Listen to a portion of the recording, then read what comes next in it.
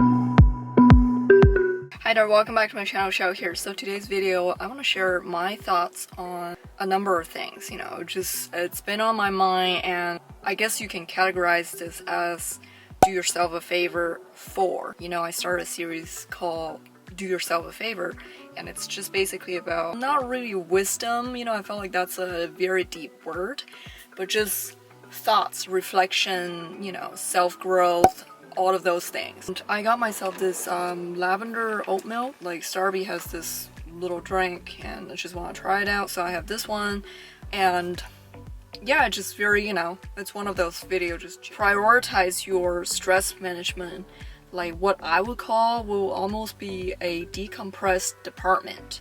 You will have to find ways to decompress, and emotional well-being is related to stress, how you manage stress. For some people it's like exercise, it's just like get that negative energy out, just like shake it off, right?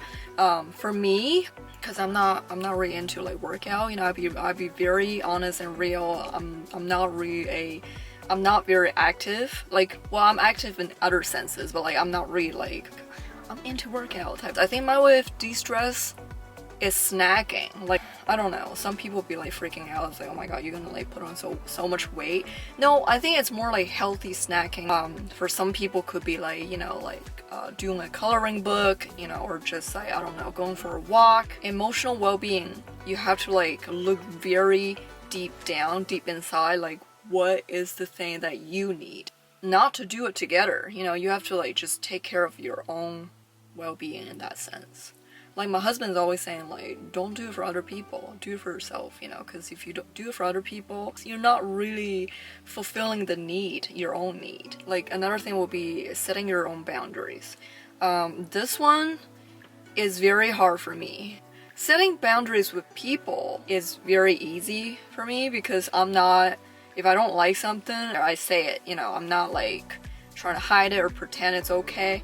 But set boundaries with myself is something that I've been working on, because there are a lot of things I'm super hard on myself, and I beat myself up for not doing the things that, basically setting myself up for a failure. If something's already not going that direction of doing great, say like I'm feeling really down and I really want to like complete like 4 different tasks in a day, it's not gonna end well. I'm gonna feel like physically, mentally exhausted, and then at the end of the day I might actually snap. There's no reason for that. It's just so unnecessary. Third thing I think is like a lot of people can relate to this.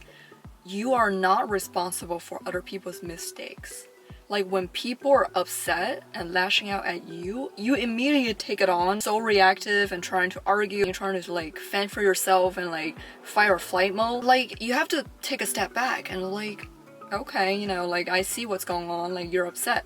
Like you're so stirred about something else. It's not even about like the interaction between us. It's more like something else is going on in your life, and that's why you like bring it into this conversation. Almost like you're punishing yourself. Don't take on other people's stupidity. I'm talking about like a random person, it could be a stranger. Don't be upset about something that you haven't done. This is so important. Like, especially if you live in a big city, you have to protect your own energy. Your energy is so sacred. You can't let people come in and just like stealing your peace. You can't be, you have to protect your peace at all costs. Like whenever someone's trying to throw some negativity at you, say like you're on social media, you see a negative comment. Oh, this happened to me, like some stupid comment. There's one time this guy was talking about like, I have an accent, I didn't provide like useful information in the video. It's actually the video I talked about business class versus premium economy. And he was like being so rude. I still have the comment like screen grab, by the way. He is so ashamed and embarrassed to even leave his real name. It was like a Google user or something. Like, I see you. You're just like probably some loser, just trying to like throw some negativity out there because you have shitty life and days. So you want other people to feel they should be feeling shitty and negative about their lives. Whenever I see a negative comment like that, in the past, I'm not gonna lie, it's gonna affect me. But now it's laughable, how they process things and how little things can trigger them and how reactive their minds can be. Oh my god, this is how your day is going. It's not doing you any good. mentally, physically, spiritually, as a whole person. I'm like feeling more at peace with myself whenever I see people are just being stupid. It's never about you. You know, they're throwing negativity at you, but it's never about you. Always about who they are, what they hate about themselves, you know. So it's like, if you remember that, you will never let anybody overstepping the boundary and like stepping all over you. A lot of things are online, people are just like irresponsible, you know, they saying whatever they want to say. They think there's no consequences, you know, right? Like, you can just type some like negative words and call someone names. You know, you're living your life like a shitty person.